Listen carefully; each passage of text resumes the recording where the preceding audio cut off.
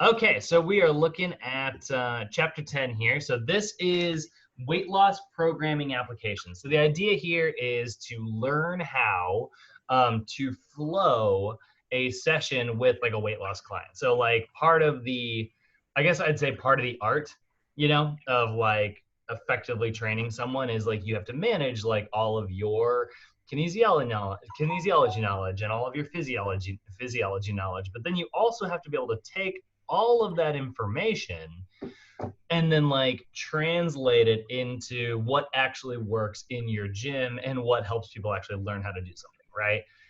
Like I could, teach anybody 50 stretches, 100 strength training exercises. We could do all kinds of different stuff, but like that is all limited by my client's capacity to learn those movements, we got to talk about behavior change strategies. We got to talk about nutrition. We got to talk about just general activity outside of the gym, doing your homework, all of that stuff, which like if you're bringing that all up in your first session, your client's going to get completely overwhelmed. And the reaction is going to be, well, no wonder I've never been able to like get my weight under control. This is crazy complicated. Right? So we want to be able to kind of break it down into bite-sized pieces. And we're going to look at like, before we get into just the flow of like, all right, I'll see you again on Tuesday, your classic, like, training session flow. We're going to look at what you do in your first 3 sessions, which are really the critical places where you're setting this up. Now, I will say just before we get going, I have not flown my sessions exactly like this. Like I've never used this as like a template in my career. For instance, one of the things that's a little weird about this is that it rolls your first session into like your objective assessment taking. And it's like oftentimes you'll get your assessment stuff out of the way because that was part of your sales pitch to get somebody to even sign up. In this, it's kind of assuming that like they signed up, now your first session, you're doing this. Now, so like that's a little bit different than I've ever experienced, but it doesn't mean that like you couldn't do it this way. Like it just means that it's not going to leave, like when you do assessments in a real gym scenario, you oftentimes want to time it out to where like you go through some behavior change strategies, you go through some nutrition, you talk a lot about the exercise stuff because that's not because it's more important, but because it's what people kind of perceive what they're getting when they come in, and you want to match those perceptions a lot of times because that makes someone feel more comfortable. But then you also need to carve time out at the end to do your sales pitch. That is the one thing that's not going to be accounted for in this. The assumption is that the sales pitch has already happened and they have purchased training, which has not been like I said, has not been my experience. A lot of times, like the assessment is part of the pitch. And so like that's the one thing that's a little weird here. But if you were to just to like take what they already have and then just add a little sales pitch time in it, because it does have like schedule the next appointment. That's the last step in all of these. That could be your 10-minute sales pitch. Oftentimes it takes more than 10 minutes. So let's go ahead and go through this. So like I said, and they are going to have a note in here where they're like, look, maybe this isn't going to be perfect for the gym that you work at. And I think that that's just something that we should definitely take a note. This is a really, really great flow. But yeah, maybe it's not exactly perfect to where you'll end up working or working for yourself. So learning objectives. So we want to be able to sequence requirements for the first client session, including your assessments, goal setting, expectations, and recommendations. So these are going to be things like setting up your homework, helping your client understand like what your role is and how you are going to work together to reach this overall goal. We're also going to sequence the requirements for a second client session and review and understanding like how to review things and further expand upon like what we're teaching our client. And then we also want to understand like how to sequence our third session, which they're not mentioning here. But we got to look at that as well. And then lastly, like implement like a long-term plan for body composition changes, right? We got to like come up with not only short-term goals, which is like, what we're going to get to the end of the month, but also like where we're going to be in 6 months, where we're going to be in a year. And the more often you like forecast like that, the more often you like speak in the forward future, the more likely your client is to understand that like your relationship with them is built around the idea that like you're their trainer for the long haul in order to help them reach their goals, you know? Unless you're doing like a coaching process, in which case coaching still a very long-term thing. You just don't meet quite as often. Um, so we also want, and then we also want to prepare our client for the compliance challenges and how to come up with like, you know, what happens when it's a birthday party and they got to go out and they're staying out really late, you know, like what's going to happen like when stuff goes wrong? What happens if your client shows up late? What happens if your client is like really sore and just, you know, doesn't feel like coming to the gym? How do we address those problems? And those are some of my favorite tips in this whole PowerPoint, actually.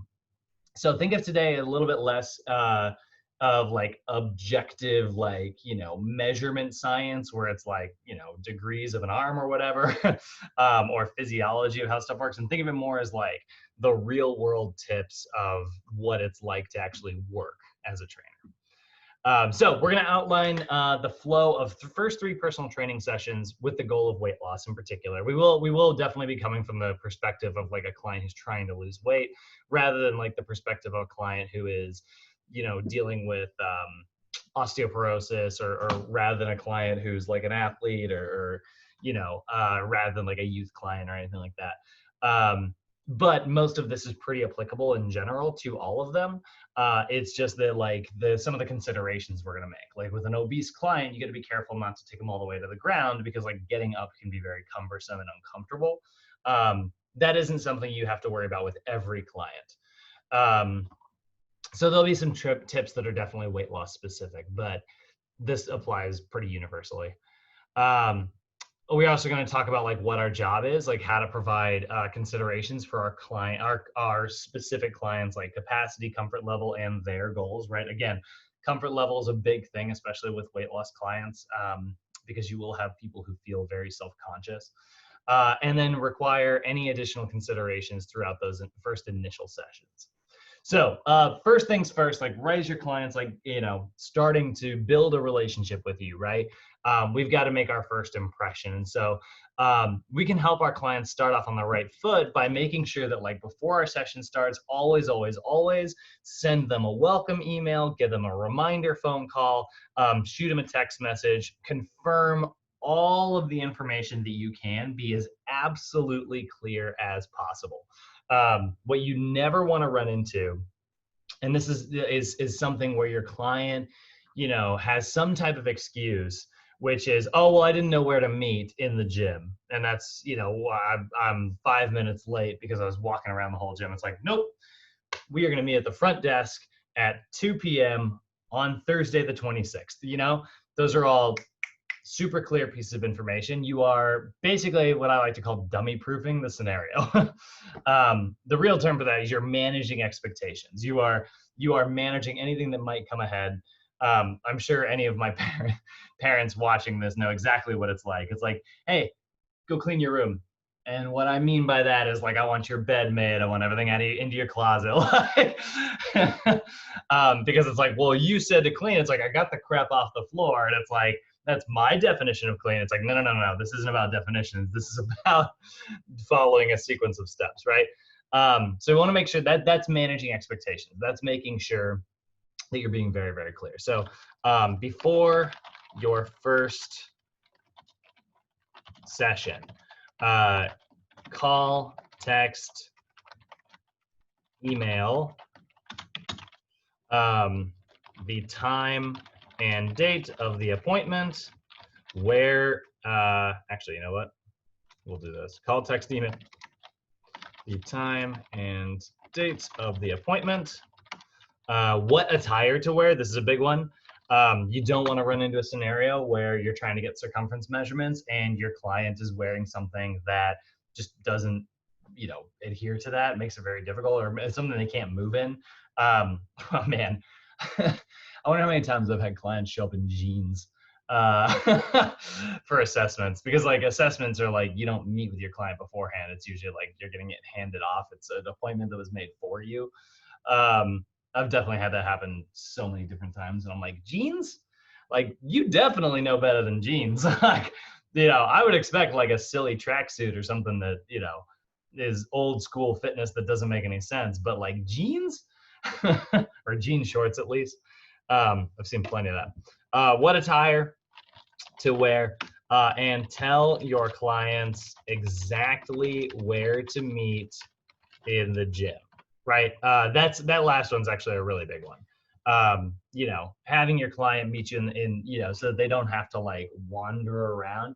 The nice thing about this too, I know, and this is just me, like from my own perspective. The other nice thing about this is like I love it when people do stuff like I love it when people manage my expectations, because like it means that I can show up 1 minute before my appointment.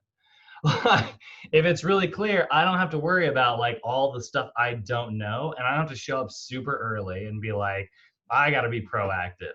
It takes all of the stress and worry out of your client's hands. So now, next thing you are going to do is you're going to dive right into assessment. So this is where we do need to make some special considerations here. When it comes to fitness assessments, right, which is a huge part of what we do have some special considerations will need to be made for clients who are extreme overweight cases. Your client being comfortable is a huge, huge, huge thing, right? Ensure that your client is as comfortable as possible. So how are you going to do that? Everything from making sure that your equipment is working order, which is absolutely huge, right? And when I say your equipment is working order, I don't mean like make sure the chest press machine works. I mean, that should be true anyways. But make sure that if you are going to work with an obese client, right? Let's say you have like an extreme obesity case, you had better make sure that your scale can handle that capacity. This is something that we used to deal with at my old job. We had like 2 scales. We had one that was unfortunately not a body fat tester. It was just a regular scale. And we had another one that was like a big fancy, you know, kind of the one that we often used, which was called the InBody, if anybody's ever done an InBody. And it was like a body fat tester, but that could only handle a 450 pound capacity. And so whenever we would get a client who, you know, and we would know it before checking in, for the most part, like we would have assessments were always done on this like one day, and the program director had met with everybody the night before during orientation, and the program director's job was to like spot specifically anybody who was going to be like a red flag on the scale. And that way, and people never knew this, by the way, like they wouldn't even have to like be aware of this concept, because like it was all talked about behind closed doors. And so we would all get an email being like, hey, our client so-and-so, and then there'd be a picture, because we took pictures of everybody coming in. We had 80 guests a week, so we had these, we called them Facebooks. But we had pictures of everybody with their name like plastered around the resort, so that like you'd be like, great job, and it was like look behind this like little hidden thing and be like, Nancy. I mean, like, it's hard to memorize a lot of names. And so like, you know, we would get a picture and a description of them and what time their appointment was. So I would know, it'd be like, all right, and I'd be like, boom, InBody room, boom, InBody room, boom, InBody room. In 2 appointments, I'm gonna head to the back room and use the special scale. So, you know, that right there was just an instant way to make sure that our clients are as comfortable as possible, and they never felt like the world does not, you know, they don't have a place, right? They don't fit. So ensure that your client is as comfortable as possible, and ensure that you have adequate. Ensure that you have actually, we'll just put this here. Ensure that you have adequate working equipment, right? Circumference measuring tools that are large enough. Make sure that you have a scale that can handle your client's body weight. All of those things, like those little tips, are actually a huge part of making sure that somebody feels comfortable. And then one other thing to be aware of here is, if you are doing body fat testing, skin fold calipers are not recommended due to the overall girth of skin fold measurements. Most skin fold calipers won't be able to use, you won't be able to use because they don't. Number one, it's actually a little hard to get like an effective pinch. And then number two, a lot of times, like even if you do, you won't be able to get like a very good grip with the body fold caliper. So instead, bioelectric impedance is preferred. So that is definitely something to take into account. Okay.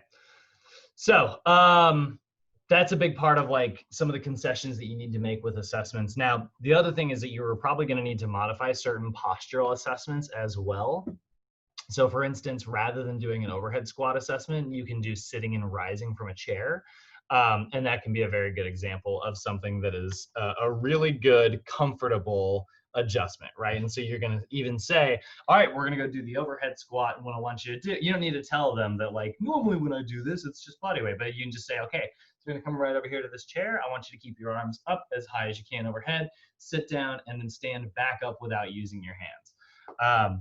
And then if your client's like has a really hard time rising from that chair without using their hands, like they do a really excessive rocking forward motion or like their knees cave in, right? It's going to tell you the same information because like whether it's happening during an overhead squat or a single leg squat, like when you see the joint action, that's what determines the overactive muscles. This is why the list for knees cave in during a single leg squat and the knees cave in during the overhead squat, they're the same list. They're the exact same muscles, right? It doesn't have any, the movement is not what's important. What's important is the altered joint action because the muscles that control that alteration are the same muscles, you know, depending on what it is. So I could do an overhead squat with a broomstick in my hands. And if my knees cave in, or if my arms fall forward, it's the same as doing an overhead squat with my arms up. Because the same muscles that control that movement are the same muscles in both scenarios. So, so during the overhead squat, put this one in bold just because it's a big one. Ensure that you are. It may be actually. I guess I should say it may be necessary to modify by instead instructing a client to sit and stand from a chair. That's something that we also see in our senior clients, right? We make that adjustment as well. So, all right, so now that's very much like, so this is a lot of like your objective information. Actually, you know what? I always do this, I know, but objective information. Let's take all of this and indent it by one line. There we go. Now, another thing that we also want to gather, right? So we've got our circumference measurements, we've got our heart rate. We've maybe run like our clients' heart rate zone, training zones. It's like, okay, cool. Like, you know, based on like where your resting heart rate is and based on this is around where I want your heart rate to be while we're exercising. And so I always really like showing that to people like early on because I'm like, you know, what's kind of fun is like, this takes some of the guesswork out for you. Exercise starts right here and I'll circle it. Like I'll be like, your heart rate at 125, you know, like, and it's just kind of a nice thing to do. It's a really cool, handy tool because it's like, if your heart rate's not here, you're warming up or you're sitting on the couch, you know? But the other nice thing is like, it shows you can circle like where it ends. It's like exercise ends here. I don't want you working out any more intense than this because this is going to ensure that you don't overtrain. And it's also going to ensure that we're targeting, you know, the right type of energy system. So your clients will kind of appreciate that. And that's all the stuff that you're knocking out early on, right? So now let's say you have moved from, you know, your client showed up, you introduced yourself, you walked them through all your objective information, heart rate, training zones, if you did blood pressure, and then you walk them through, okay, let's go ahead and do the overhead, let's do your circumference measurements, and then you walk them through, you know, body fat percentage and things like that. And now you've got their overhead squat. Now you sit back down and let's talk a little bit about like food intake, right? Because if this is like a major goal. Now, you won't necessarily do this with every single client. A lot of times this is stuff that will come up over like a series of training sessions.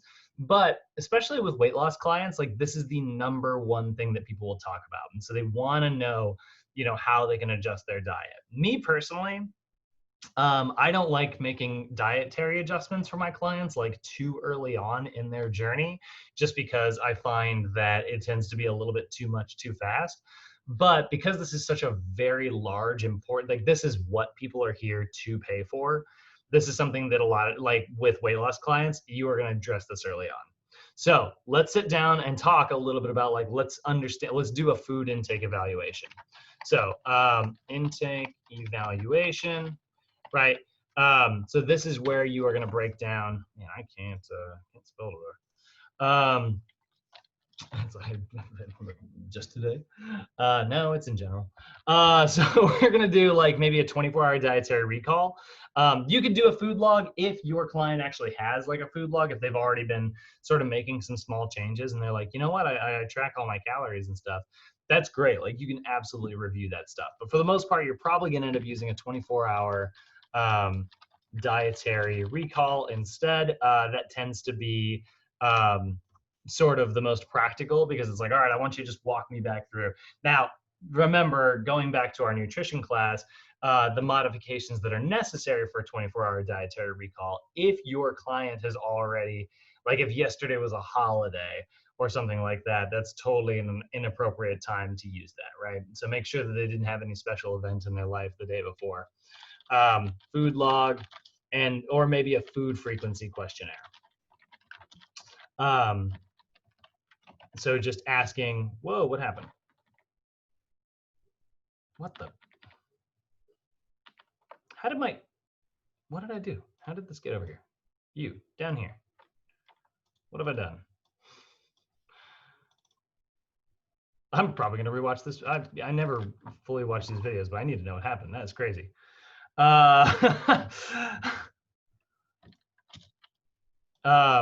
So a food frequency questionnaire can also be like a really handy piece of handy tool here. Frequency questionnaire.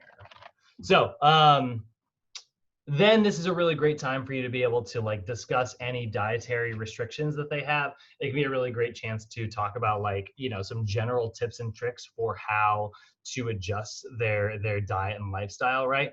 Like for me, this is where, rather than giving them like full-on dietary coaching, I like to simply just address some things and be like, well, what do you want me to do about my food intake? It's like, you know what? For these first couple of weeks, I really just want you to try to eat as many micronutrient-rich meals as possible. I want you to focus on every time you're making a plate, I want half of it to be like dark reds and greens, and anytime you have like a grain, I want that to be about a quarter of your plate, and I want it to be like a dark brown, and then like a lean cut of protein. We're just going to keep it as simple as that for right now. We can talk about ounces and measurements and things like that later, but I just want you to try to imagine like what's called a my plate. I usually have this like kept on my phone, and I'll just pull it up. And it's like, I want you to see, like, try to make all of your plates look like this. The more colorful you're eating, the better. That's what I care about for now. Rather than being like, okay, we got to talk about like when it's okay to have sweets. Like, how can we work that into our diet? That's a big part of what we do. We can totally have like, look, special events are going to happen, and that is okay. But we want to have a plan of action. So food intake, and then discuss any diet tips, right? Next thing you want to do is you want to get into like the behavior change things, right? We are addressing not only someone's fitness, not only their nutrition, we are also, in charge of like enhancing like their ability to change their habits. And so clarify fitness goals, right? And I'm just going to put this in parentheses here, but we're going to talk about like behavior change and target behaviors, right? So target behaviors are like the things that we are trying to, increase in our client. It's important to clarify what your client's goals are specifically, right? So when you're talking about your client's goals, right, this is a chance for you to be able to, verbalize things. and like make sure that your client has a very, very clear understanding of like what it is they are trying to achieve specifically, right? Like when somebody says, oh, I want to lose weight, and really what they're there to do is get healthy, right? That this is a big part of that, right? It's like, I want to lose weight, and it's like, why do you want to lose weight? And it's like, because my doctor told me to lower my cholesterol. And it's like, okay, so losing weight is absolutely associated with that, but it sounds like what's really important to you is like getting your cholesterol under control. Those are technically different goals. They're not necessarily like, they definitely feed into each other, but if we're being as specific as possible, which is a smart goal, right? We want to say, okay, a measurable, rather than get healthy, we want to come up with a goal that says something like, I want to lower my cholesterol by 10 points over the next, we'll say 8 weeks, right?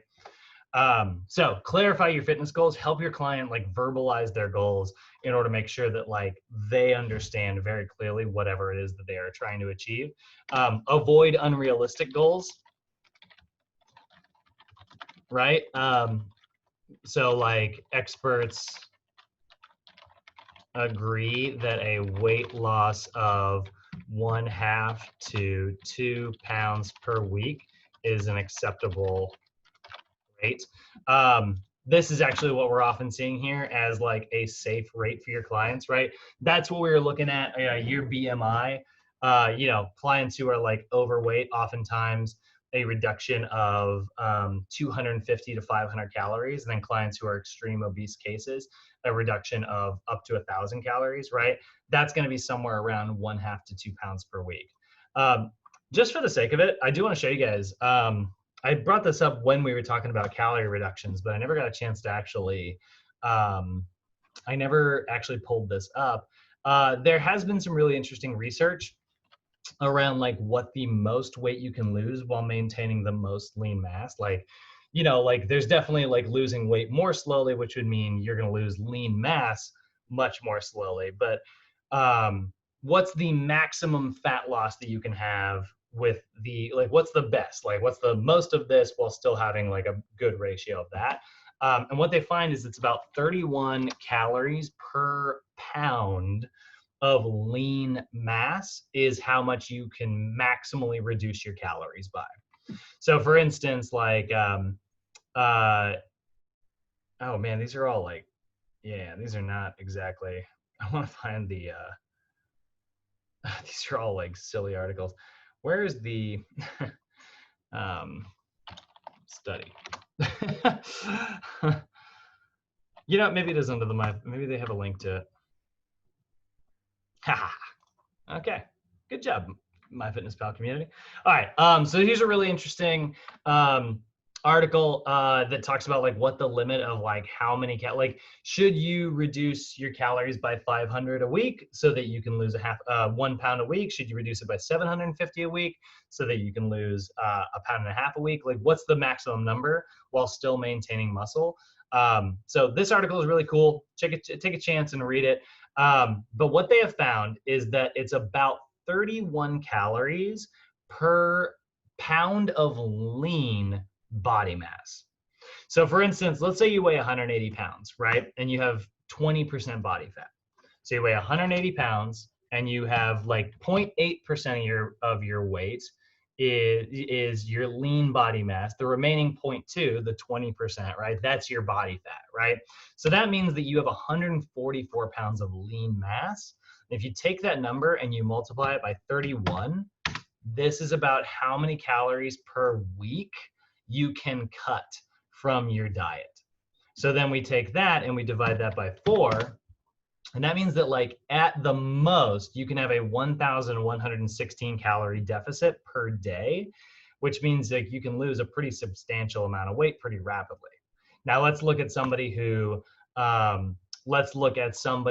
is like a little bit leaner, right? That's 180 pounds, 20% body fat. Let's look at somebody who's 180 pounds, 15% body fat, right? So times 0.85, that means that their lean body mass there was 144 before, so that's 9 pounds more muscle, right? 9 pounds less fat. So then we take that and we multiply it by 31. That's this many divided by 7. So they can have a 677 calorie reduction per day. Pretty substantial difference there, right? So the leaner you are, the less calories, the less weight you can lose per week. It's a pretty cool formula. I don't have a ton of like personal experience with this. So like I'm saying this right now as like academically. I have never tried this myself, but I think it's a pretty cool article. And I think it's like pretty fascinating stuff. So that's kind of just an interesting, different way to look at it. If you're interested, I recommend like trying it out, see if it works for you, you know, and you know, play around with things. But that should maintain I mean, this is not to say that like you are not going to lose lean mass, by the way. It just means that like this is the way to lose the most fat as aggressively as possible before it becomes really detrimental to your lean mass. Any weight loss will be detrimental to lean mass for the most part. Except for in newbies. They break all the rules. Freaking newbie gains. So that's a realistic goal, right? 1/2 to 2 pounds per week. We can help our clients restructure their goals into SMART goals. Help clients restructure goals into SMART goals. And then focus on like process of goals. Process goals have been shown to enhance adherence, right? Rather than focusing on like an outcome goal, which is what most people tend to default to, right? Most of us go straight to an outcome goal where it's like, you know, I wanna lose 15 pounds, right? Like it's a very flat number, and that's fine. But like a process goal often leads to like higher personal achievement, where it's like, you know, instead it's like I want to be able to run on the treadmill for a full mile without having to stop for the first time ever, right? Like that's a different goal. Like learning how to like pace yourself is a process. You're getting better at like understanding how to jog rather than like go super hard out the gate, get a side stitch and have to slow down, you know? Both are good. By the way, I'm not knocking having outcome goals. You should absolutely have a combination, but like, you know, that is one thing that we want to look at.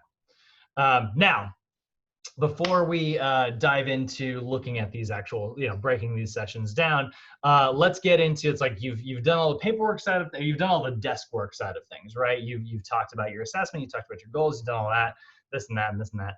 And now it is time to get into like a workout session. So remember, and this is just a quick review of this before we do big chart day tomorrow, organizing your workout session. NASM is going to organize workouts using the OPT template, which is an excellent tool for applying the physiologic principles of the OPT model. So remember that the OPT model is what allows us to do physiology without having to think about physiology, right? Like we know type 1 muscle fibers are longer and leaner and they have more mitochondria and more capillaries. So how the heck do we make type 1 muscle fibers? Well, we need to do high repetitions, low rest, low intensity at slow tempos, right? Boom, boom, boom. Those are all physiologic principles that give me, you know, if I do this, I get this, right? It's like a trade. The OPT model organizes all of that for you, right? And then in order to write a workout that corresponds with that OPT model, we have the OPT template. And so this is how we write our workouts out, right? And this is, most of you guys have used this, you know, plenty of times. And so it's going to organize your sessions into a warm-up section, a movement prep section, which is where you're going to cover core, balance, and reactive training, speed, agility, and quickness, resistance training, which is sort of the meat and potatoes, and then your cool down. And so here's the OPT template here, right? And this is how we're going to write things out. You should put your name at the top, your client's name, the date of your initial sessions, what their goals are. Where oftentimes I like to put like their goals, and I often as well here will put the training split, because there's not like a really great spot for a training split anywhere on the template. There used to be an old, like the old, I wonder if I can actually find that. NASM OPT template. Let's see if I can find the old one from way back in the day. It used to be weird. It was split vertically instead of horizontally. Come on. Ow. Check it out. This is so cool. Here's the old OPT template. Oh, come on. Bigger picture than that. Yeah, here it is. They used to, how weird is this? They used to split it down the middle. Why is it blurry? Stop being blurry. Gimme. Oh, I'm not making an account. Ugh. All right. Well, anyway, you can kind of see it, right? Here's like the warm-up section. And then like you would have like what to foam roll and what to stretch. They were on different sections, and then like how to do your cardio. And they gave it 2 spots, which I never really understood why. And then you would go core, balance, and reactive. So movement prep was in this little box here. Speed, agility, quickness was just thrown in the center. And then here's like resistance. And it used to be listed on the sheet every time, which was terribly inconvenient. But it had total body, chest, back, shoulders, biceps, triceps, and legs. And then it had it like, so it's like almost like you had to do that every session. Like it'd be like, if it was chest day, I would just always have to cross this crap out and be like chest, chest, chest, chest, chest, chest, chest. And then down here, the one thing that I did like was just a big empty box full of notes. And that big empty box was nice to be able to put, oh, I didn't even consider, I could just open up another website. No. You know, that's where you would kind of just put general notes and stuff like that. And so a lot of times you would put your training split down here. It'd be like Monday, you know, workout A, Tuesday, cardio, Wednesday, workout B. And so your client could see the schedule down here. This part was nice. I do kind of wish that they would put the notes section back in. But anyway, there's a fun little weird trip down memory lane. Here's another one, by the way, 7-phase OPT model. The original OPT model used to be 7 phases. There's the old one. Corrective exercise at the bottom, and then maximal power was at the top. They peeled this off, and that became the CES certification, and they peeled this off, and that became the PES certification. So this is corrective exercise, which you're going to study with Mo in Capstone, and this is the sports performance class, which we study in the core. Kind of fun, weird little trivia. I think it was like back in like 2002, I think. I don't know. It was before my time. I was in the first group that they ever, when they first went to the 5 phases. So organizing your workout sessions, right? We're gonna go like this. We're gonna move through our warm up where you're gonna have some SMR and whatever type of stretches are most appropriate for your client, which you will have put up here in the phase, right? So if your client's in phase 1, that means that we're gonna focus on SMR and static stretches because that is corrective flexibility. Then your core balance reactive section, you're going to choose, you're in the phase 1, which means you're in stabilization. So you're going to choose a core stabilization exercise, a balance stabilization, and a reactive stabilization. SAQ, you're primarily, because you're in phase 1, focusing on speed drills. If your client was in phase 2, you could do speed and agility drills. And if your client was in phase 5, you could do speed, agility, and quickness drills. Then you're going to move into your resistance section. This is where your training split comes in. Are you doing total body movements all the time, which is a great idea with a weight loss client? Maybe it's just total body this, total body that. It's a bunch of compound movements where it's like, I'm gonna do a squat to shoulder press, a walking lunge to lateral raise, a deadlift to bent over row, a floor bridge to chest press, right? Cool, love it. I used to do, remember we were looking at like cluster sets, not cluster sets. We were looking at simple to complex sets the other day in class. One of my old favorite ones was have dumbbells in your hand and you do a floor bridge. So you would like bridge up with the hips and then raise them back down. And then you would do a floor bridge to chest press. And so then you would do like bridge up, keep your butt up, and then do the chest press and then bring it back down. And then it would be a floor bridge to chest press to skull crusher and then bring it back down. And then the final one would be floor bridge, chest press to skull crusher to leg kick, and then back down. And it was always kind of a fun, simple to complex set. So you can, you know, that's a very, very, very, very compound movement.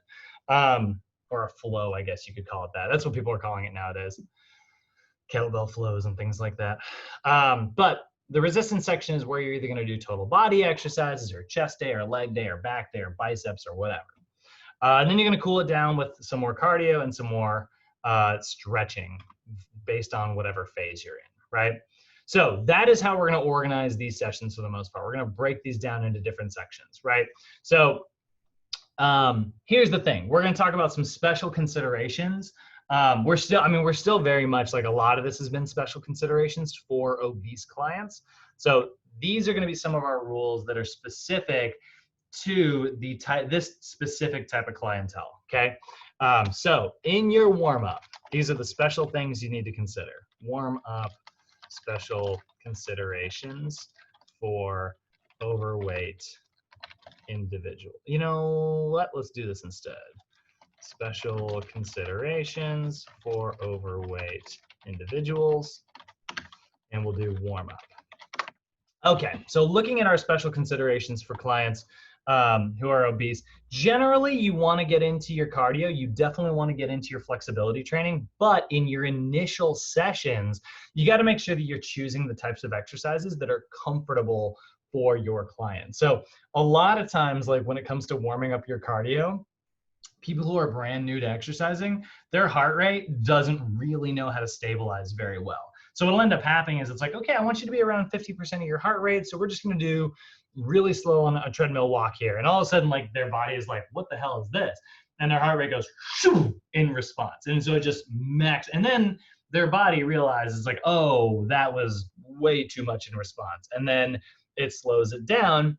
And they're like, they have to kind of rest. And so like they'll take rest and their heart rate will like bottom out afterwards. And their body has a really hard time kind of adjusting in the early stages here. So just try to go a little more gently.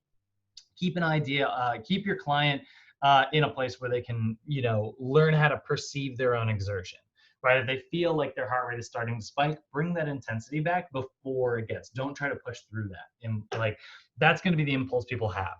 They're going to have this impulse that they should just power through and push through it. And the problem with that is like, that's not really what, like a lot of times people think exercise is just meant to be as hard as possible, right? This is why you see so much bad form sometimes in the gym. Like my favorite classic example of this is the Superman exercise, right? Where you take your arms up overhead. And then like the idea is that you raise your arms up like this. You do like this movement like that. This is what that should look like, right? I'm raising my chest away from the ground using my low back and I'm stabilizing with my shoulders. What you'll see people do instead is they'll do this. They'll go and they'll raise their head up as well. This is not part of the exercise, but it is more movement. So the perception is like, oh, I'm doing as much movement as possible. I'm in the gym. I'm supposed to move as much as possible, right? It's like, that's actually not our goal. Our goal is to work out specifically. So a lot of times you're going to have to help people learn how to stabilize their heart rate. So in the initial sessions, many clients may struggle with stabilizing their heart rate. So instruct clients not to work too hard, too fast. That's a classic. You know, this is like a lot of people who say they can't run a half mile, right? Now, if you tell me that that is true because like your muscles cramp up and like, or like your joints start to hurt after like a certain amount of distance, absolutely. But if it's like, yeah, I get a side stitch anytime I try to run too far, and it's like, well, then you're running too fast. You know, that's the problem. You're just using too much muscle and your heart rate's not really ready to supply you with as much energy as it needs to work all that muscle simultaneously. So some of it is not getting the, you know, the oxygen that it needs. You're working too hard, too much, you know, slow it down. You don't want to run a marathon at your 1 mile pace. So it's a marathon, not a sprint. Next in your warm up as well, we're also going to see flexibility training. So during flexibility training, clients may need to modify the movements to something more appropriate, right? So for the most part, what you're going to do is you're going to say SMR is an option. However, foam rolling may not be the best choice. So remember, foam rolling and SMR are not exactly the same thing. SMR I'm sorry, foam rolling is an example of SMR, right? SMR is just self-myofascial release. Even me just going like this and just kind of digging into my upper traps here, this is SMR. I don't have a foam roller in my hand, right? Um, Foam rolling is using a foam roller as the tool. And that may not be possible for certain obese clients, right? Being able to like hold your entire body up can be a lot of pressure on the wrists and elbows. It can be very uncomfortable to get all the way down to the floor. So there is some other gear that's out there that's really helpful. For instance, a tiger tail is a really, really great tool that you can purchase. They're not expensive. They're like 30 bucks. And basically, you can see this guy's using one here. Oh, okay. I don't know what that is. That's a super tiger tail. I mean, that's kind of cool. $150 though. Woo! I don't know about all that, but it is kind of cool. But you can see, like, basically, you can roll it along certain, like, really tight muscles. It's getting really popular nowadays. If you guys ever, decide to get into it, you can also purchase things like this, which is like a percussion massager. I was able to get this one for about $150. And you can see it's got a really long stroke length, and so it hits pretty hard. And also you can see it moves. Actually, that kind of looks really slow. And I don't think my camera's fast enough. It kind of looks slow, but this moves incredibly, incredibly fast. So this has, the reason I purchased this one, which is called a Vibe, I guess. The reason I got that one is because it's really similar to this one that Mo has called the Tim Tam, where what you look for in a good percussion massager is three main things. You're going to look to see if it has a good stroke length, because if it doesn't have enough length, it's not going to penetrate the muscle very well. I don't have hair that long. Whose hair is that? And then you are also going to look for RPMs, so how fast it vibrates. And then one of the most important things you want to look for is stall strength, stall rate, stall force. You want to make sure that like you can handle a bare minimum of 30 pounds of force. This one can handle 60. So if you're pressing really hard, it doesn't stall out and burn the motor out. So those are kind of the three main things you want to pay attention to. Try to get the maximum levels of all of those. So that is, that can be an SMR option, right? Like you could take this with your client and just, that's going to be a lot more comfortable than trying to get onto a foam roller for certain clients. So that is a modification you may have to make. And the same thing is true for like laying your clients all the way down to the floor to do like a 90-90 hamstring stretch, right? Laying on the floor might not be a great option, but staying elevated and simply taking your foot up and then hinging forward could be a really great one, right? So you may need to modify your movements. Now, core training, so we get into like the movement prep. This is another one where you may have to make special modifications because a lot of times these are things that take place on the floor. Now, with obese clients, we are going to focus on core stabilization exercises. That's going to be your number one priority, probably for a long time. Even if you do move your client into later phases of training, you may still focus on core stabilization exercises. Now, that being said, core stabilization exercises are often isometrics, which one of the things that is also very associated with obesity, and they don't mention this in this chapter, which is driving me a little crazy, is hypertension. And isometrics and hypertension do not get along very well. So what you'll often do is you'll focus on core stabilization exercises that you can modify. So for instance, rather than doing a plank on the floor, I can do a plank on a bench like this. And what I'll do is I'll keep one foot up like this and then take it up and then bring it back down. And take it up and bring it back down. And that little tiny like pause and go, I'm still focusing on stability. I'm not focusing on moving my spine very much. I'm moving my leg. I'm moving something, but I'm not moving my spine. So it's still a core stabilization exercise, right? And I'm focusing on learning how to keep that in place. That's a really great tool. I also really like resisted like wood chop. So I'll get like a resistance band here and I'll instruct my clients to like walk like this. That's always kind of a fun one. And the further they go away, the more tension it gets. That's a really great oblique exercise. And that way they don't have to do a side plank, right?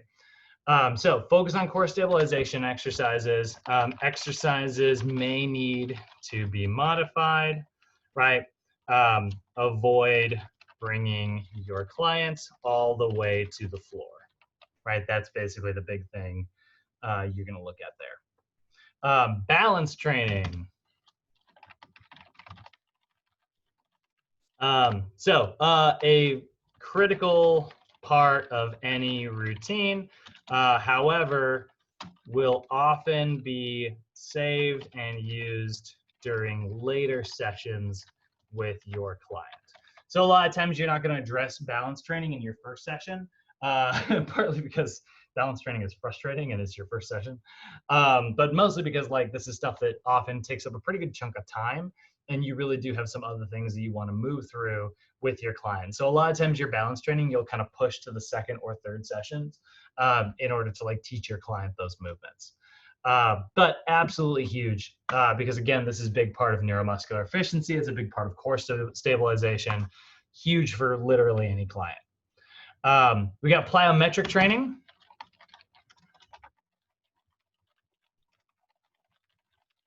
Which a lot of times people assume that because somebody is obese, we're going to avoid this entirely. That is half true. It is an important part of an integrated routine. However, you should always ensure your client has proper core flexibility, core strength, stability, neuromuscular efficiency, and then this one's actually big that we don't talk about very often, and confidence before performing plyometrics. So you can absolutely do plyometrics with obese clients. Make no mistake about it. But you shouldn't do it if they do not have proper flexibility, if they don't have good core strength, right? That is going to put somebody at risk.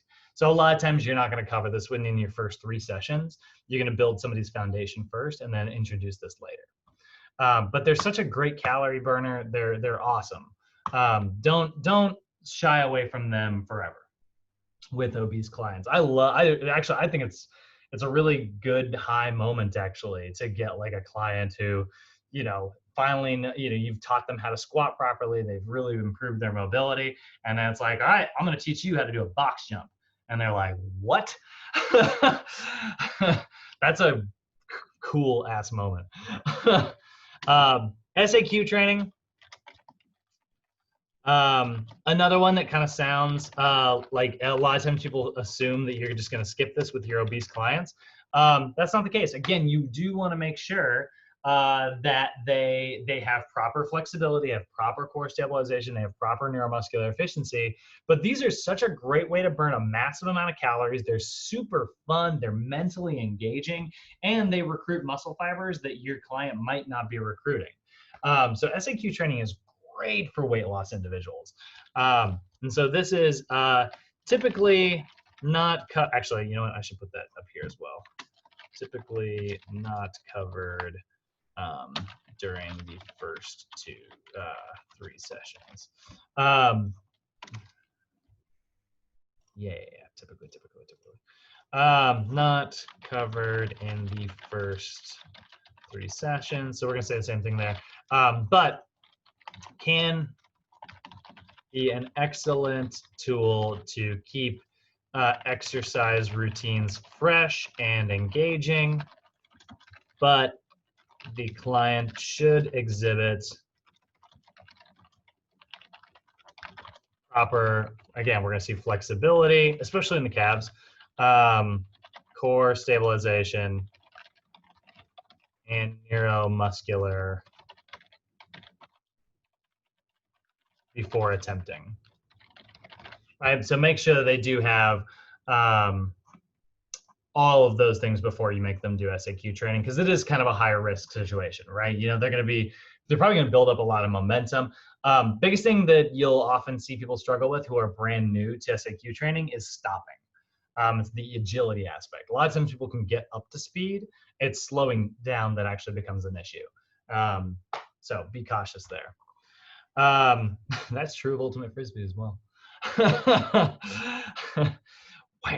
All right, then we have our resistance training.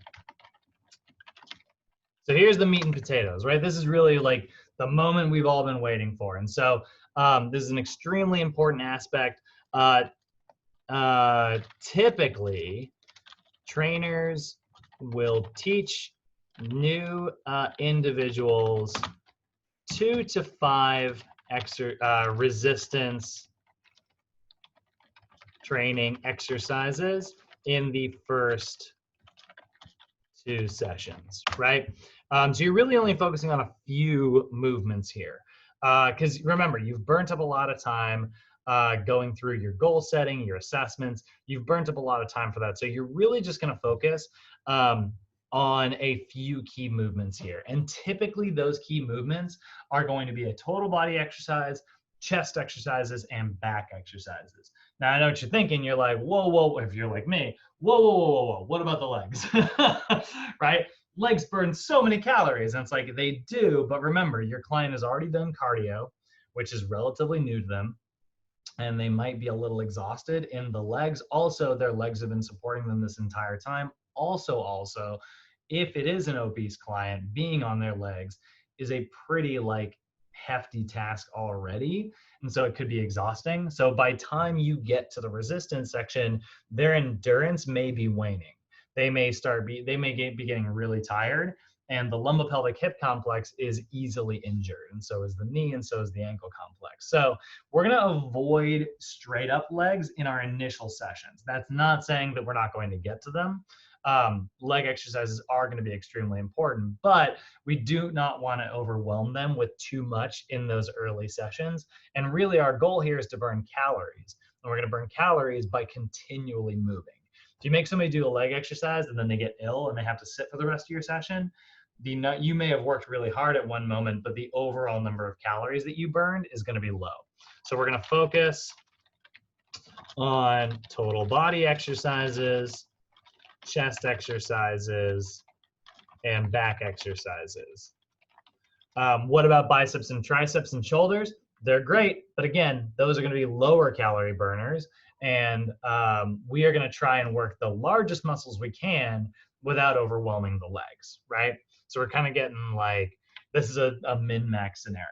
We're getting maximal results with minimal effort. Now, by the end of the second session, they're going to learn maybe 5 to 8 exercises. And so by the end of the second session, clients have learned 5 to 8 exercises. And again, just make sure that you're not trying to teach them too many too fast. So, you know, a lot of times, like if I do have like a client who is like just a weight loss client, and we're about to kind of talk about integrating cardio into your strength training routines, one of my favorite routines that I've had like a lot of success with is just 2 4 exercise routines where I will choose a total body exercise, which integrates the legs, chest, back, and shoulders. And so that's workout A, and then workout B is the same thing. And what you usually do is like, all right, you're going to do this total body exercise. We'll say it's a squat, curl to press, right? So they get a little leg work in there, they get a little biceps, and they get their shoulders in there. And then I want you to do at a nice, super slow tempo, right? So they're working on stabilization, and I'll just start them with 12 reps. So it's like 1, 2, 3, 4, 1, 2, and then I don't actually make them do the slow tempo in the upper body. That is just me, but that's how I like to do it. So they'll look something kind of like that. And that builds that endurance up in their legs. And then, this is where you don't want to go too crazy on the legs, we will often do integrated cardio where it's like your strength training session becomes part cardio. And so let's say they do their 12 sets. Now what I want you to do is I want you to take 2 minutes of rest before coming back and doing set number 2. But it's not really rest. So what I'll have them do is park it near some type of cardio equipment, whether it's battle ropes, rowing machine, a treadmill is often, in my opinion, the easiest, or a Stairmaster. Those are the 2 that you can just hop in and start going on. And they just have to do 2 minutes. And what I tell my clients is like, I want you to do 60 seconds where you get out of breath. And then the rest of the time is meant to recover before you go back to your next set. So don't think of it as I have to go do cardio for 2 minutes. Think of it as how do I get out of breath in the first 60 seconds? Then the remaining 60 seconds, you can hit that stop button and like walk off. So really you only end up doing about 1 minute of work, but then the remaining minute is spent resting before you go back into your next set. And I'll have my clients do 3 sets of that and then move on to their next exercise. That eats up a lot of time during your session. Pair that up with warm up, core balance, reactive training, maybe a little SAQ if you've got it in there, and their cool down, and it burns up an entire session. And it's plenty of work throughout the week. If they're doing 3 sets of those things and they're doing it 3 times per week, that's 9 total sets per body part, which is a pretty good amount of volume to see change. So integrated cardio. So funny, we use the term integrated cardio when we're talking about like normal NASM training as well, but like here it kind of means something else. So this is by integrating cardiovascular training into strength training sessions, you can get more work done in less time. By the way, try this out. Even if it's something as simple as like, you know, hit your set and then just do jumping jacks for 60 seconds. That little adjustment, guys, like Maggie, you were just talking about wearing like a heart rate monitor and a pedometer and stuff. Watch your calories. Do 2 minutes of shadow boxing in between every set. You're gonna be wiped by the end of that session, which is great, you know? So you get to get, and the nice thing about this, guys, especially with your obese clients, is this can help enhance clients' leg strength and endurance. So you can get your client, like remember our client, we go back to talking about cardio earlier, right? A lot of clients who are new to cardio have a hard time stabilizing their heart rate. This intermittent 1 to 2 cardio exercise between sets is a great way not only to boost calories, but also to get their heart rate used to the idea of remaining elevated in between sets without spiking, right? So this is great. And this is really funny. I've been doing this for years with my clients. It's often actually like my go-to first 4-week routine looks something like this. Most of my clients that I start are usually on like a, 2 minutes of cardio in between. And then my next month, I almost always, depending on what my client's goals are, if I have like somebody's trying to put on a lot of muscle, I don't follow this template, but the next month is it's like, okay, well now I'm going to teach you how to do what's called a circuit. And so then they have to do like 4 exercises, 5 exercises in a row, then do cardio at the end. And so it's like the strength training becomes the cardio. So then it's like, hey, I heard you liked cardio, so I got you some cardio to go with your cardio, and it just burns a massive amount of calories. And then I'll start getting, it's like by that point, usually your clients have adapted, they've gotten really used to exercise. So then we can start being like, all right, well now we're gonna make your cardio sessions more intense, and we're gonna start doing maybe a zone 2 cardio, because usually people will have adapted to that by then, on your off days. And on your on days, we're gonna make your strength training more intense, and we're gonna start lifting heavier. And so that's how, like, once you've kind of built your client up, you can kind of go into that style. And that's again, this is, bam, opinion button. That's what's worked a lot for me with a lot of my clients. A little bit different than what we're seeing here, and you're going to find your own style, but there's a generally good tip. So when you're organizing all this, make sure that you're teaching your client only one type of cardio training at a time. But next session, introduce a new cardio equipment, right? That way your client is kind of getting used to different types of cardio, and they can find what they like. Not everybody's going to like the treadmill. Most people aren't going to like the treadmill. That's usually everybody's least favorite. I don't like treadmills, and I love running. So like rowing machines, battle ropes, they've got like that vertical rope machine, Jacob's ladders, Stairmasters, stair steppers, which are different. All those like little changes there, right? And then once you get to your 3rd session, and actually, yeah, So by the third session, your client should know how to warm up and cool down effectively on their own. Right, so by this point, like you've done the same warm-up exercise. You're like, all right, remember we talked about how you've got those overactive hamstrings and we learned how to do that stretch. I want you to do that that's the first thing you do when you walk into the gym, right? I want you to hit that tiger tail, roll the back of the thigh if they've got one, or get into that, seated hamstring stretch where they're just taking one leg forward and then hinging, right? That little adjustment right there and getting them used to that, they can be warmed up before your sessions start, which is great because then you're going to have more time to teach them more stuff. All right, so I'm going to pull up the manual here real quick. Nope,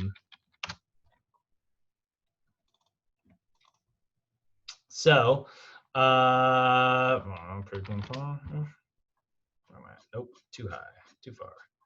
Okay, here's a really good. This is in your manual. You will see a flow of what your sessions are going to look like. I actually added these to the PowerPoints yesterday, but you can see step 1, greet your client. Step 2, cover all your subjective information. Get them to fill out their PAR-Q, get them to fill out their general medical history questionnaire, get some assessment information about like what their goals are. A lot of times you can actually, just ask them 3 goals.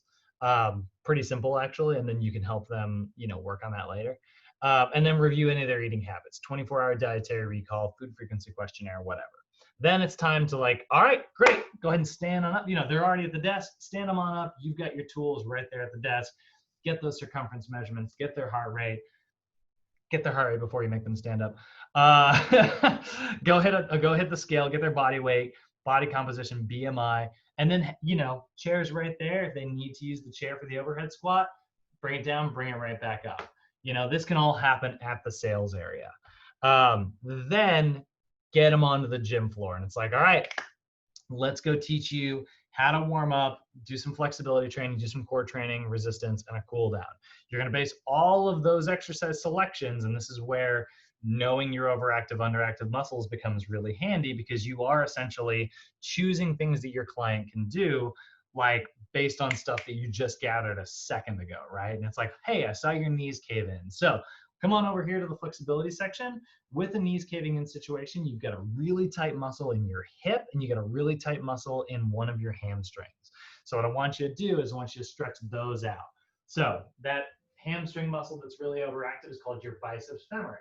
Now, in order to keep from having, you don't have to over explain this, but so what I want you to do, and you're choosing this version because it's standing and they don't have to lay down, right?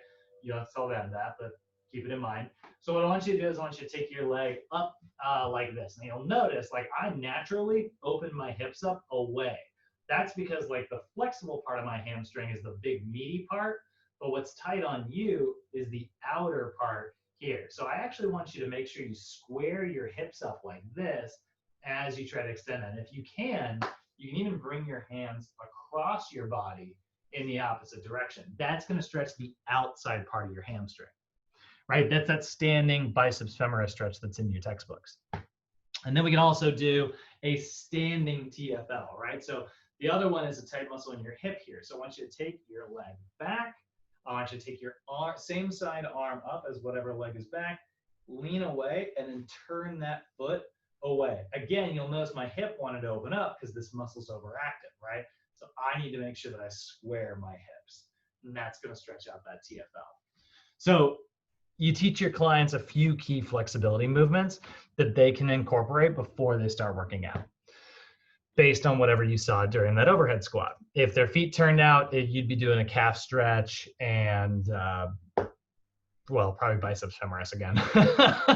Biceps femoris is the devil, man. It's in it's in everything.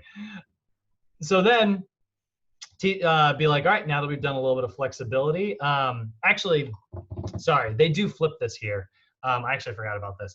You're actually going to probably have your client do just 5 minutes on the treadmill first, where you're going to give them an orientation on what the buttons do and how to work your cardio machines. Most gyms will have the same brand. of cardios as they will have, of treadmills as they will have like ellipticals and stuff. So you can just get your client like comfortable and familiar with one of those and teach them how to use those buttons. And while you're talking about all of that, this is a really good opportunity for you to kind of manage expectations and be like, all right, I'm going to take you over and talk about your overactive muscles, core muscles, and resistance training. And then you get off the treadmill, take them through those stretches, then take them through a little bit of core training, teach them a few movements, and then take them through like few resistance training exercises.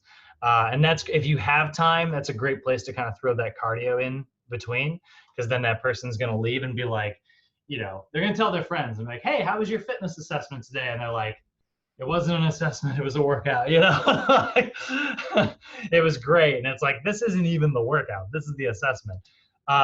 That's a great thing, by the way. If your clients are like, this wasn't the workout, like, oh no, it gets worse. And they're like, oh my God, you know, and that's intimidating and exciting at the same time. Finally, introduce them to cool down. And then the one thing you always want to do before they leave the gym, schedule your next appointment. That is going to be huge.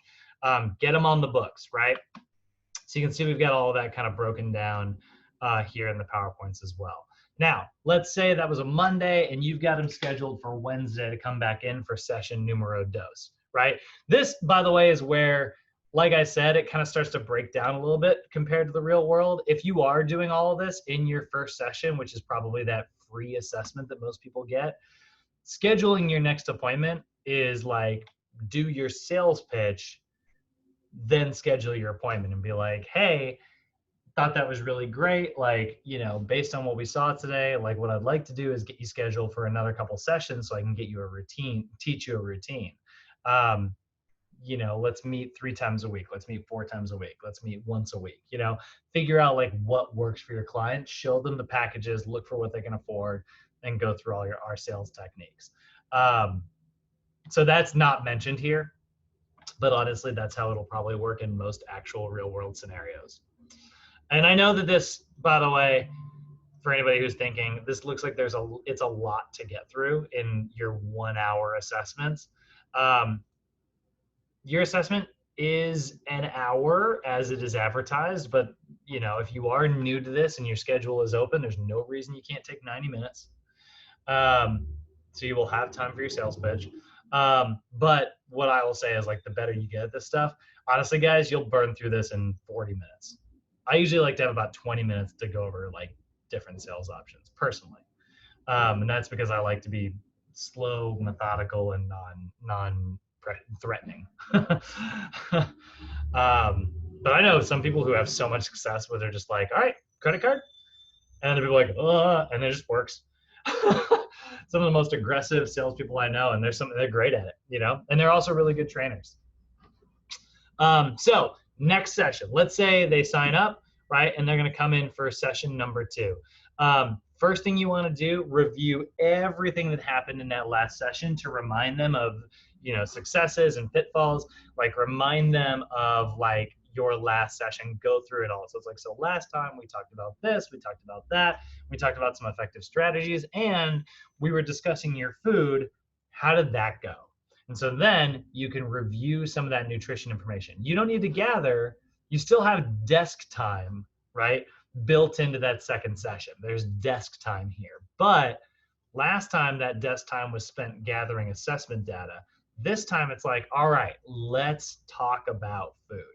I want to teach you how to read a nutrition label. I want to tell you what your acceptable macronutrient distribution ranges are. 45 to 65% carbs, right? 20 to 35% protein. Break that down for your client and teach them how to read those labels. Then review your goals and maybe refine them if you need to, right? If you get your client and it's like, hey, did you think more about restructuring your goal into that SMART system that I talked about, rather than get healthy? What do we come up with? And it's like, I want to lower my cholesterol. And it's like, great, that is definitely more specific. I love it. Let's put a deadline on it. Let's make it timely. I want to lower my cholesterol. And how much do you want to lower your cholesterol by?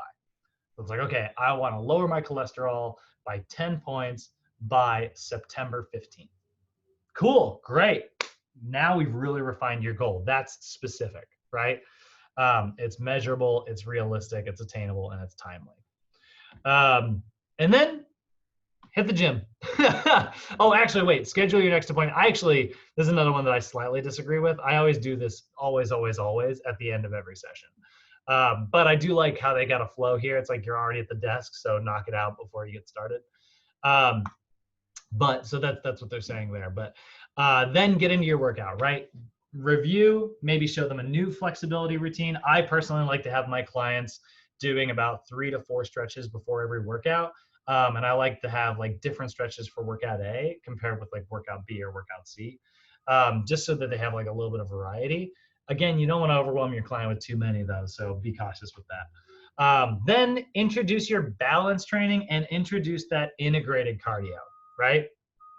This is where you can really, you taught them how to use the cardio last time. Now we're going to teach them how to integrate it in between sets, or integrate it in between their session. And introduce some of those balance exercises, right? Those are slow and methodical exercises. And it's like, this is going to take place right after your core training before you ever get into that main resistance stuff. And then resistance, either you're going to pick the same exercises that you did last time, or you're going to progress them. Me personally, I like to have an A-B split with any of my new clients. So just a 2-day split where it's like 4, maybe 5 exercises in workout B, 4, maybe 5 exercises in workout A. Started with B. So little adjustments like that.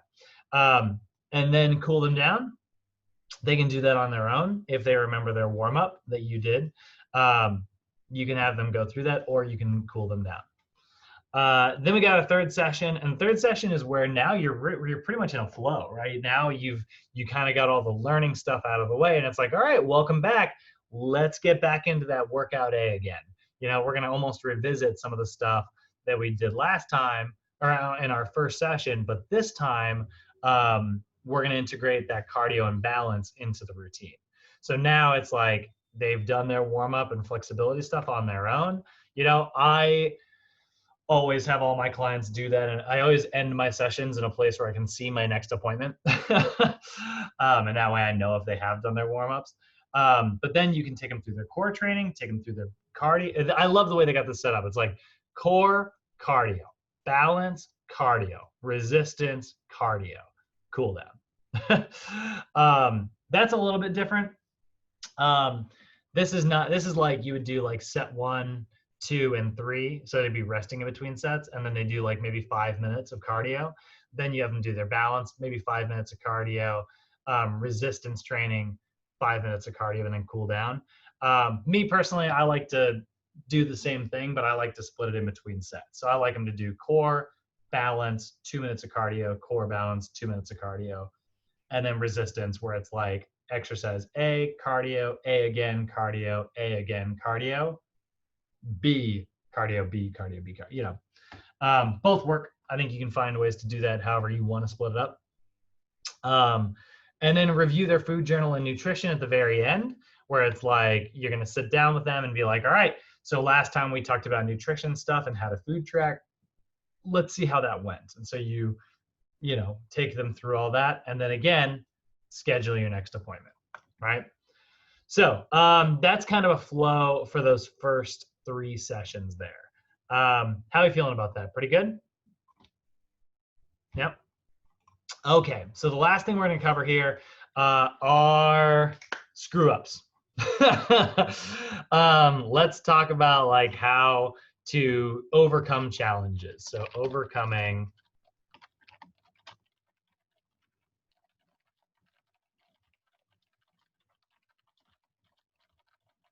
right? So let's say you've got a client who missed a session, right? For the most part, life gets in the way, and your client misses their session, right? Calls or text or email them. But honestly, actually, we'll take email out of there. Most people don't get their email directly. Call and text as soon as they're late, and see if you can convince them to show up. Even if your client's, you know, like, oh, I haven't even gotten out of bed, I totally overslept, right? It's like, all right, well, how close are you? Can you get here for 15 minutes at the end? You know, like, I got this time carved out for you. So get your butt down here, right? We can work out for 15 minutes and then you can stick around for another 45 after that.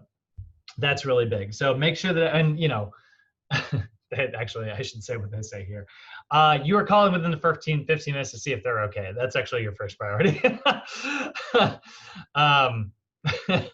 So make sure that they're all right first, and then be like, get your butt to the gym.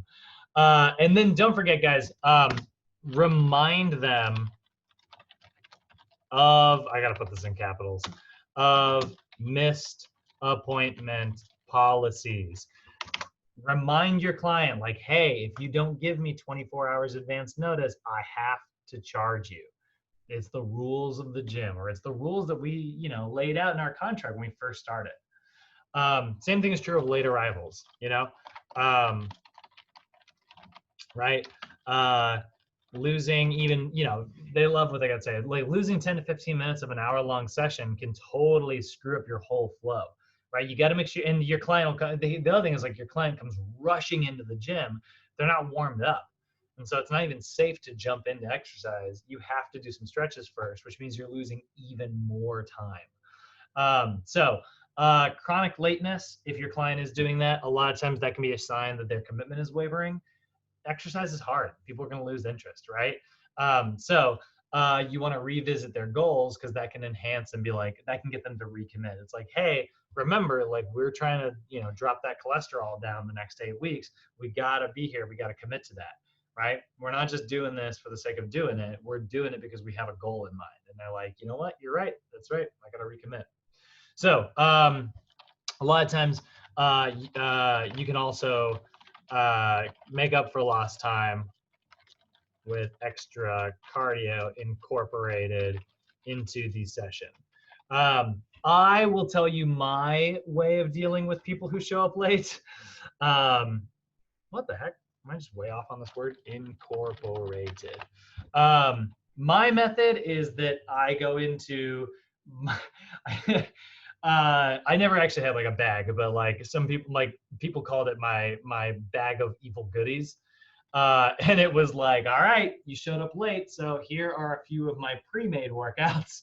And I always made sure those pre-made workouts were a living hell. And that way people didn't want to ever show up late ever again. It's like, you thought your regular routine was hard. These were hard for the sake of being hard. Like, all right, well, we're going to do a Murph today, you know? You show up late, you vomit. So that is actually something I used to do. I used to do deck of cards workouts. That was always a good one. Deck of cards workouts can be so brutal, where it's like, you pull a diamond over and over and over again, and it's like 12 reps. Oh, wait, 6 more. Oh, wait, 12 more. And by the end of it, your client's like, it's great. And make sure that people don't want to show up late again. You're definitely not gonna be tested on that. Nutrition compliance. Let's say your client is not following the diet.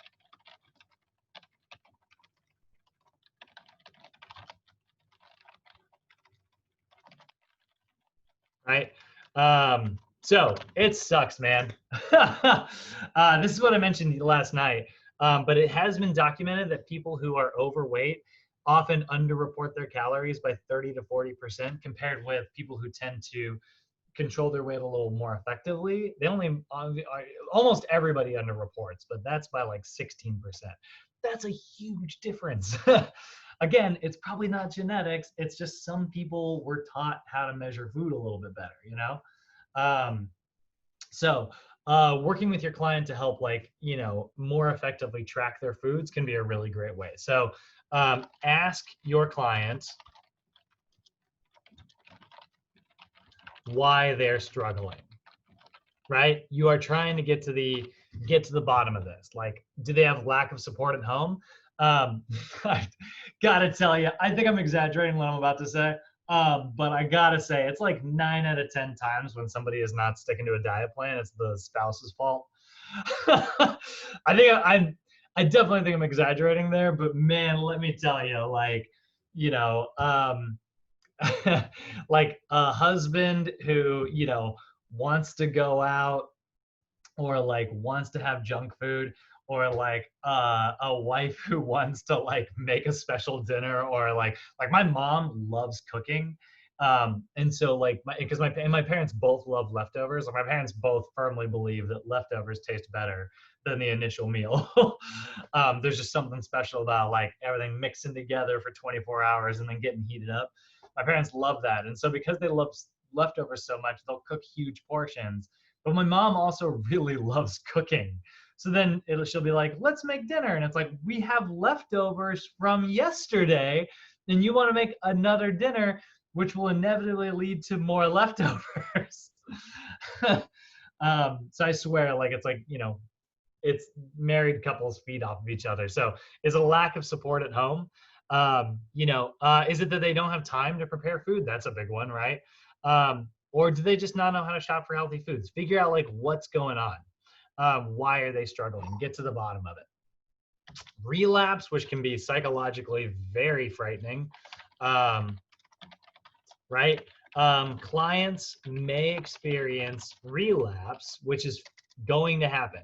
Honestly, I actually don't like the way they're using relapse here, because that's actually the wrong definition of relapse. Relapse is where you have fallen back into old habits. You're stuck that way, like you've moved backwards. A lapse is really kind of what they're much more describing here. And a lapse is just a temporary misstep. What we want to focus on is making sure that a lapse does not become relapse, right? So your clients may experience relapse, which we want to ensure only becomes a momentary misstep in a routine, right? So one of the best ways to do this is focus on proximal and distal goals so that your client doesn't feel overwhelmed and is re-motivated, right? So get your client excited again. Again, this is so funny because like we see this a lot, like missed sessions, late arrivals, and relapse. Like all of those things are signs of like waving enthusiasm, right? Like, or we're not waving, wavering enthusiasm, right? So we want to get our client like reinvigorated. Be like, remember, wedding's coming up, right? We got to get into that dress, right? Just continually reminding your client. It's just a great way to get somebody excited. Remember, you want to kick Tim's ass at basketball, right? It's like, oh, that's right. Sore muscles. This is definitely going to be a real one. You are going to get some angry texts. Welcome to being a trainer. So sometimes your client is going to be so sore they feel that they literally can't show up into the gym. So make sure that you are encouraging them to try to manage that soreness. Actually, incorporating cardio is one of the best ways to manage soreness, because incorporating cardio burns off lactic acid. And so like that's a great way to ensure that your client doesn't get too sore between sessions. So you're managing that ahead of time. But let's say it happens anyways, your client ends up really sore, right? So if a client feels too sore to exercise, you can focus more on core and flexibility techniques and instruct them to make up for lost time later. They still need to get that same training volume in if they're going to experience that change, but maybe they can just spread it out later on in the week.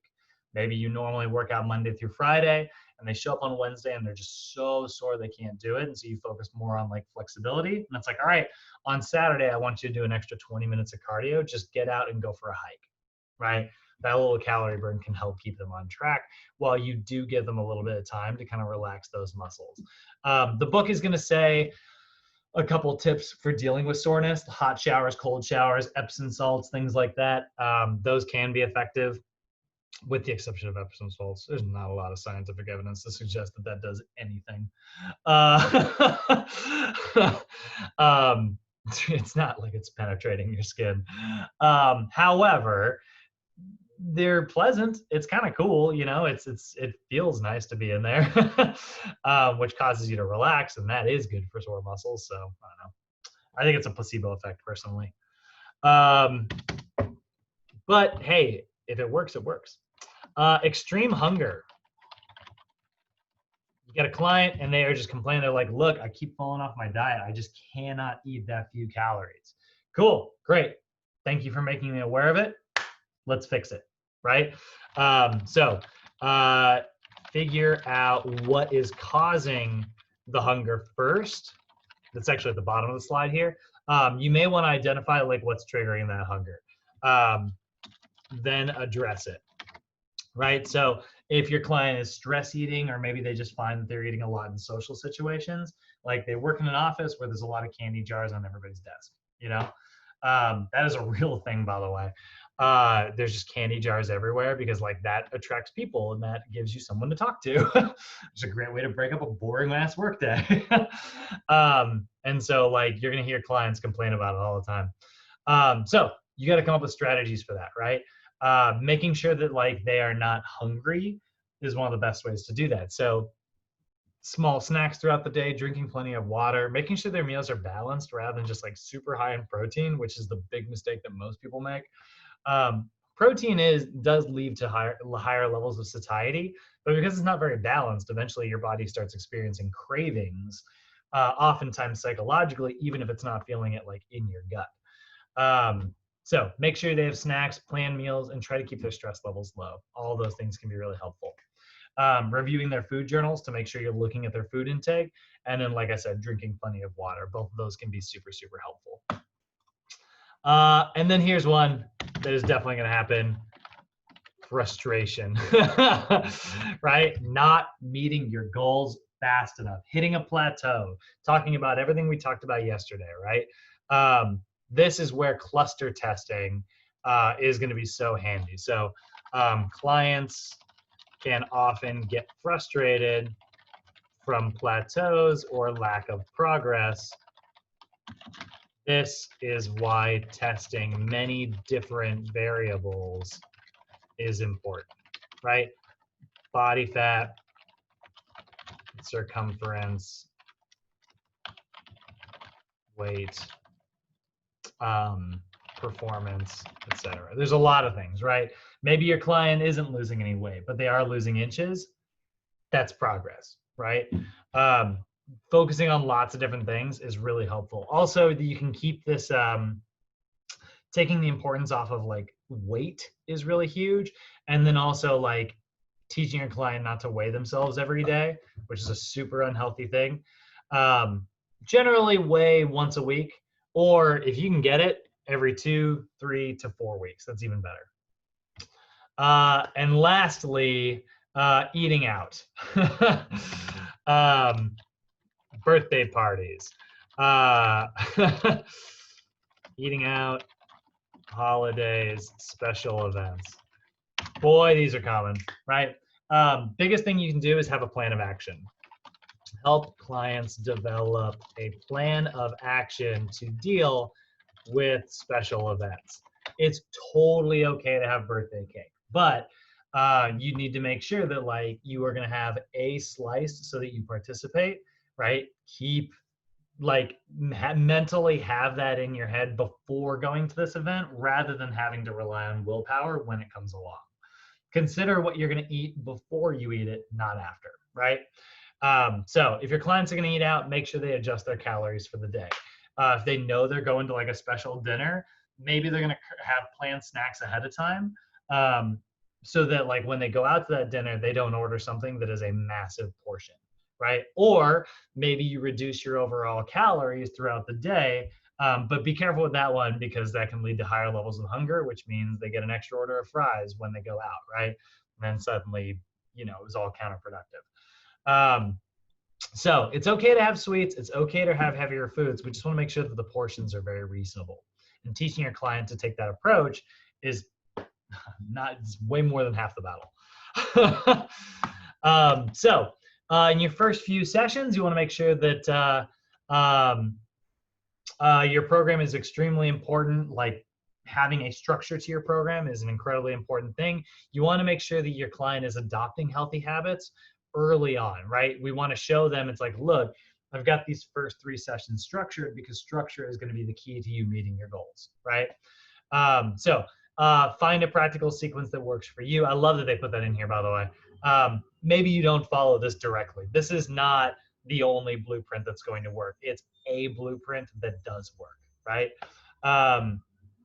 And then, the formula for the most part is the same. Get your data, get to know your clients, teach them what to do, right? Step 1, figure out what the problem is. Step 2, solve it. Step 3, implement that solution, right? And that's all I got. Maggie, you suffered the brunt of the entire class today. How you feeling? Good. Awesome. You have any questions? I do actually. We're working with clients that are overweight / obese, probably have little to none experience in working out and exercise. Yep. We are not doing a cardio assessment during our assessment. We're not doing like a step test and stuff. We're not doing that I do. And then we put them on the treadmill. Like, I just feel like there's something missing with that. Yeah, I actually do. They don't address it here because the assumption is that because they are so heavy, they're probably going to score into the poor category. So the assumption's kind of made that you are. Yeah, but then you get a better perspective of their capabilities. They're large people that can have good cardio and good strength, and they're just naturally like that, and they have a better beginner starting point. So you suggest maybe putting that in there? I think you should. I like to do a Rockport test. I don't think a step test is a very good choice personally because of the impact. Unfortunately, the Rockport test takes like 15, 16 minutes to complete. So it's a pretty good chunk of your session. So I usually will do it. I will usually do it in the first session. During the first session. The cardio.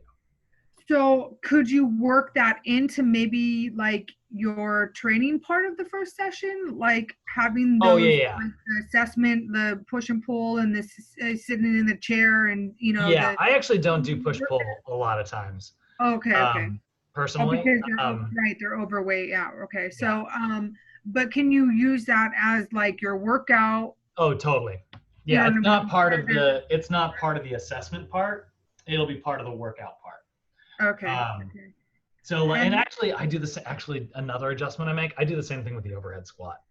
That's what I'm talking about. Yeah, I'll kind of make that into like a set. I will usually eyeball somebody without doing the overhead squat first, and then use the overhead squat to confirm my suspicions later.